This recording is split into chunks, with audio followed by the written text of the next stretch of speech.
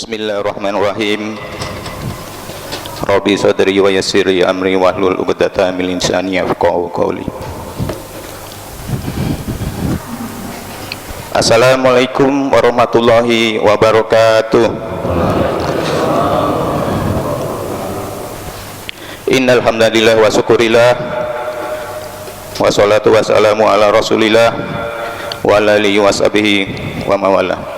Asyhadu an la ilaha illallah wahdahu la syarikalah wa asyhadu anna Muhammadan abduhu wa rasuluh la nabiyya ba'da.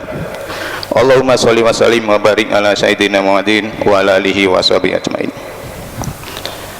Bapak-bapak, ibu-ibu dan saudara sekalian jemaah subuh yang insyaallah dirahmati Allah Ta'ala, marilah kita senantiasa memanjatkan puji dan syukur hanya kepada Allah Ta'ala, karena Allah SWT telah memberikan sekian banyak nikmat dan karunia-Nya kepada kita sekalian. Dan untuk hari ini kita sudah selayaknya lebih bersyukur lagi. Kenapa? Karena sebagaimana doa-doa kita yang telah kita panjatkan paling tidak semenjak 3 bulan yang lalu, yaitu doa Allahumma barik lana fi Rajab wa Syaban wa balikna Ramadan. Ya Allah, berkahi kami di bulan Rajab dan Syaban, dan sampaikan kami di bulan Ramadan. Alhamdulillah, pada kesempatan kali ini kita telah memasuki bulan Ramadan tahun 1440 Hijrah. Tentunya ini merupakan suatu kenikmatan yang luar biasa, anugerah yang luar biasa dari Allah SWT, di mana umat muslim seluruh dunia telah menanti-nantikan datangnya bulan suci Ramadan. Karena memang telah diterangkan dalam Al-Quran maupun dalam hadis bahwa di dalam bulan suci Ramadan itu banyak sekali keberkahan-keberkahan dan keutamaan-keutamaan. Jemaah salat subuh yang insya Allah dirahmati Allah Ta'ala, pada kesempatan kali ini kami ingin menyampaikan sedikit tentang judul ceramah singkat subuh, yaitu mengoptimalkan amali harian di bulan suci Ramadan. Kemudian tak lupa kita kirimkan sholawat dan taslim kepada junjungan kita Nabi besar Muhammad SAW,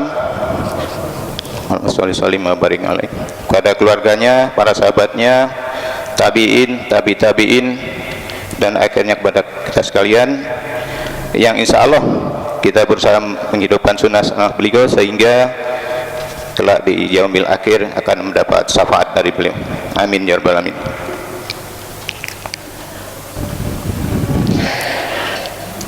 Jamaah salat subuh yang insya Allah dirahmati Allah SWT,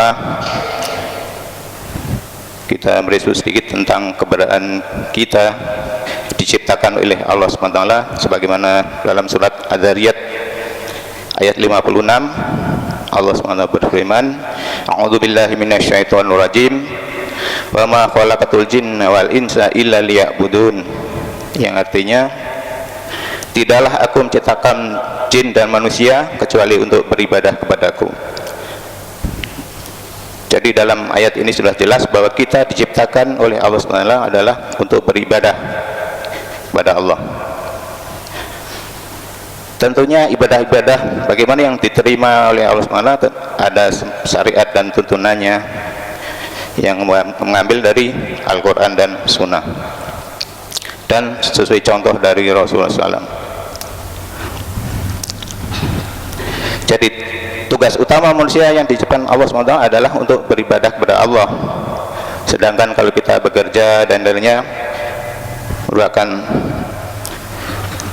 tugas tambahan yang sebetulnya merupakan ibadah juga. Sebagai pedoman hidup kita umat muslim tentunya adalah Al-Quran dan As-Sunnah. Kemudian sebagai dasarnya adalah rukun iman dan rukun Islam. Di dalam rukun iman yang 6 itu yang kita sudah ketahui bersama, tandanya iman kepada Allah, malaikat-malaikatnya, Rasul-Rasulnya, kitab-kitabnya, hari akhir, qada dan qadar. Kemudian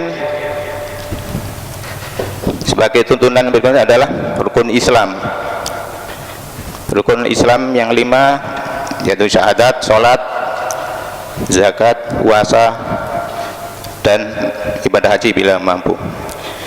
Pada bulan ini kita diwajibkan untuk melaksanakan rukun Islam yang ketiga, yaitu ibadah di bulan suci Ramadan ini. Sebagaimana ayat yang sudah masyhur, yang sering kita dengar, sering kita baca, dasar dari perintah puasa adalah surat Al-Baqarah 183. A'udzubillahi minasyaitonirrajim. Ya ayyuhalladzina amanu kutiba alaikumusiyam kama kutiba alal ladzina min qablikum la'allakum tattaqun. Yang artinya, wahai orang-orang beriman, diwajibkan atas kamu berpuasa sebagaimana diwajibkan atas orang-orang sebelum kamu agar kamu bertakwa. Jadi tujuan akhir dari ibadah saum, ibadah puasa ini adalah untuk mencapai orang yang bertakwa. Adapun orang-orang yang diwajibkan untuk berpuasa, diantaranya adalah orang yang balik, sehat jasmani dan rohani, tidak dalam bepergian ataupun musafir, kemudian bagi wanita sedang tidak datang bulan. Ulama sepakat di dalam surat Al-Baqarah 185 yang berbunyi, A'udzubillahi minasyaitonirrajim, wa man syahida minkum sahra falyasum.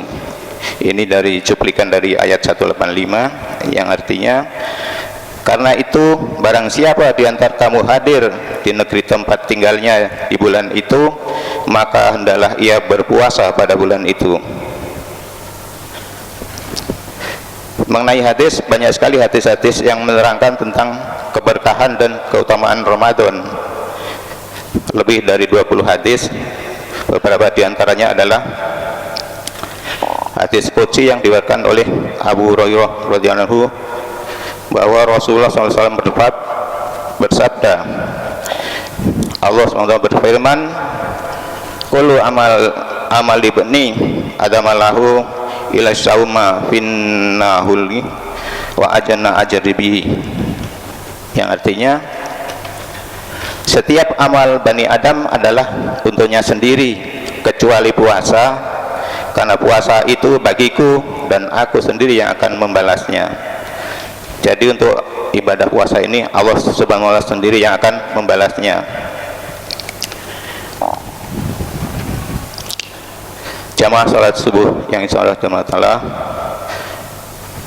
hadis-hadis lain diantaranya adalah dari Abu Hurairah radhiyallahu anhu, Nabi SAW bersabda, barang siapa yang melaksanakan puasa Ramadan dengan keimanan dan keikhlasan, maka diampuni dosanya yang telah lalu.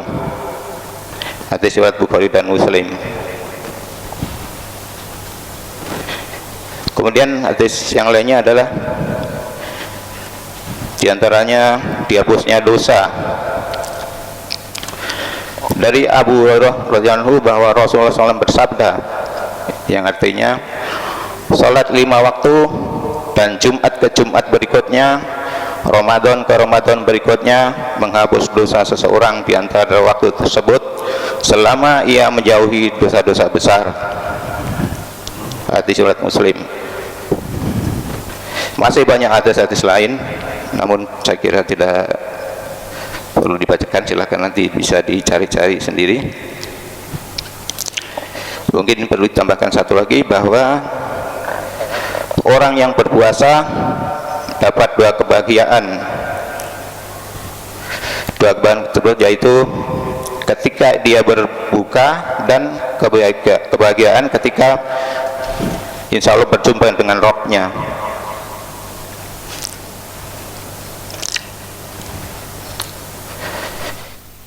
Pada bulan Ramadan kali ini sudah selayaknya kita senantiasa meningkatkan, mengoptimalkan amal-amalan kita agar ibadah-ibadah kita yang kita lakukan dengan ikhlas sesuai tuntunan Rasulullah dengan dasari iman, insya Allah dapat terima di sisi Allah SWT, yang perlu kita istiqomahkan atau kita rutinkan untuk bulan-bulan berikutnya. Kami membuat beberapa contoh, yaitu tentang daftar kegiatan amaliyah Ramadan. Silakan nanti yang perlu mungkin bisa ambil. Ini sebagai contoh, bisa ditambah atau dikurangi, kemudian susunannya bisa dibolak-balik setelah. Jadi kami bacakan sepintas. Sebagai kegiatan yang pertama adalah sholat berjamaah di masjid.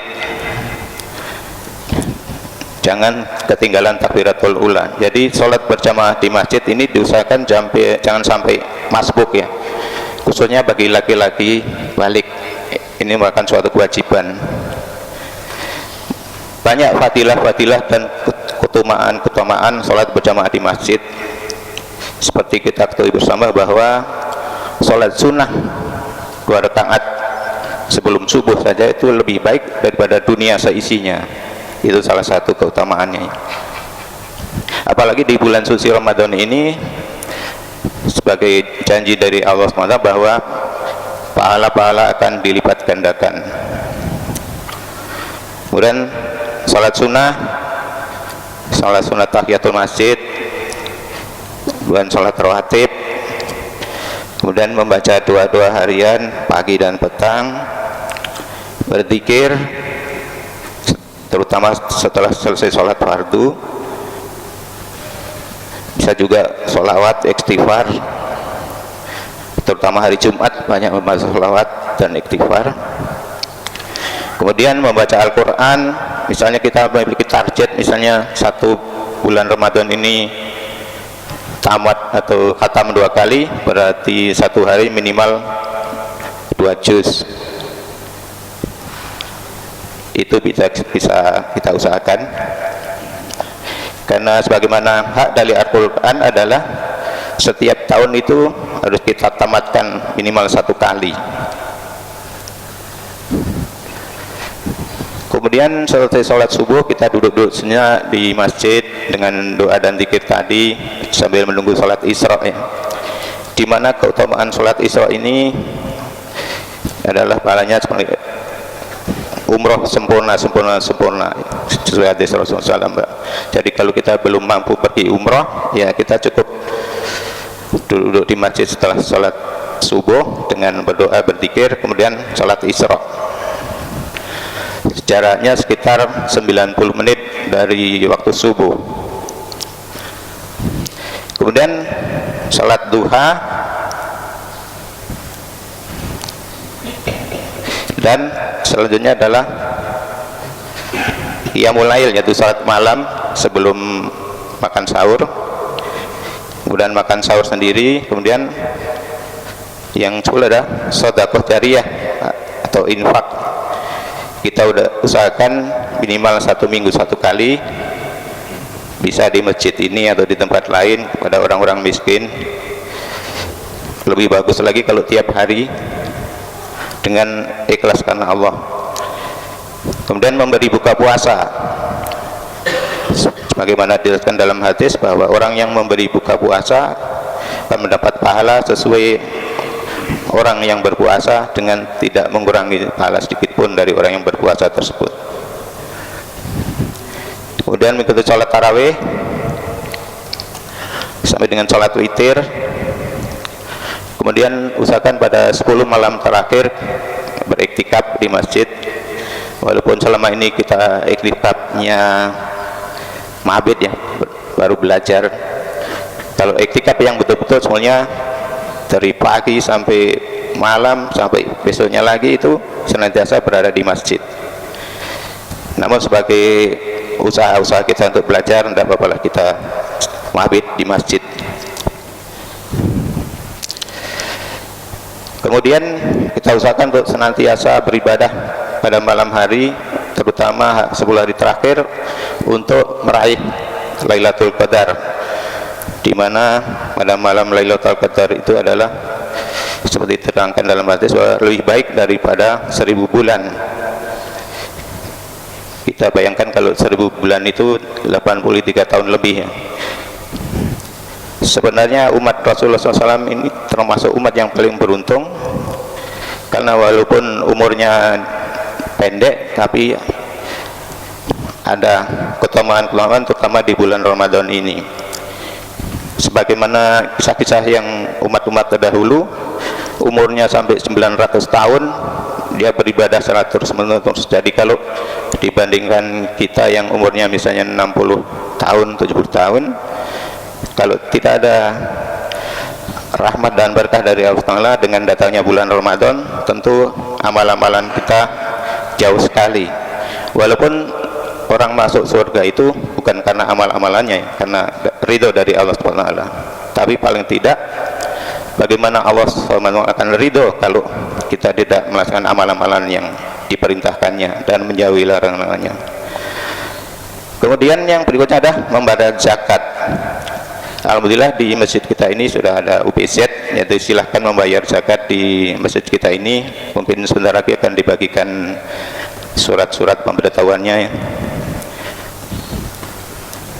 Jadi zakat sebagaimana kita ketahui ada dua, zakat mal dan zakat fitrah. Zakat mal dengan nisab tertentu, yaitu dihiaskan dengan emas sebanyak 85 gram. Dengan harga emas misalnya sekarang 1 juta, berarti kalau punya uang 85 juta kena zakatnya 2,5%. Kemudian zakat fitrah, dan kita harus betul-betul serius dalam masalah zakat ini, karena ini ancaman dari Allah SWT, bukan main-main untuk orang-orang yang tidak mau mengeluarkan zakatnya, di mana sudah mencapai nisab dan haulnya untuk zakat mal ya. Nah, barangkali nanti untuk zakat di masjid ini mungkin akan ditutup sekitar 2 hari ataupun 3 hari sebelum Idul Fitri ya, karena untuk masalah pembagiannya untuk memperlancar. Jadi jangan sampai membayar zakat pada saat mau sholat id, ya, akan merepotkan panitia ya. Kemudian amalan-amalan seperti mengikuti kajian-kajian, ceramah-ceramah agama, menghafal Al-Quran juga. Kita perlu juga menghafal Al-Quran, walaupun mungkin bagi orang tua-tua seperti ayat-ayat pendek, juz amma dan lain sebagainya. Karena sebagaimana penjelasan bahwa orang yang hatinya tidak ada mempunyai hafalan Al-Quran seperti rumah yang kosong. Biasa Pak Imam sampaikan bahwa rumah yang kosong itu tentu isinya lain-lain, bisa jin, bisa setan gitu. Kemudian melayat atau sholat jenazah apabila ada muslim yang meninggal. Sebagaimana kita ketahui bahwa pahala dari mengikuti sholat jenazah melayat adalah dihiaskan sebesar gunung Kirot ya, sebesar gunung Uhud, yaitu 1 kirot apabila melayat, kemudian ikut mengantar jenazah mensolatkan dapat 2 kirot. Kemudian melaksanakan umroh bila mampu, khususnya di bulan Ramadan. Ini diantaranya amal-amalan yang perlu kita tingkatkan, perlu kita istiqomahkan sesuai kemampuan kita. Kemudian bisa ditambah setelah bulan Ramadan, yaitu seperti sholat Idul Fitri. Insya Allah di masjid kita ini nanti akan diadakan sholat id, jadi kita bisa sholat id di masjid kita ini. Kemudian amalan silaturahim, baik silaturahim pada keluarga, orang tua, tetangga, sahabat dan lain sebagainya. Kemudian yang berikutnya adalah puasa Syawal selama 6 hari. Jadi kita usahakan nanti pada Ramadan kita puasa Syawal selama 6 hari, agar puasa kita dihiaskan selama 1 tahun, yaitu 30 ditambah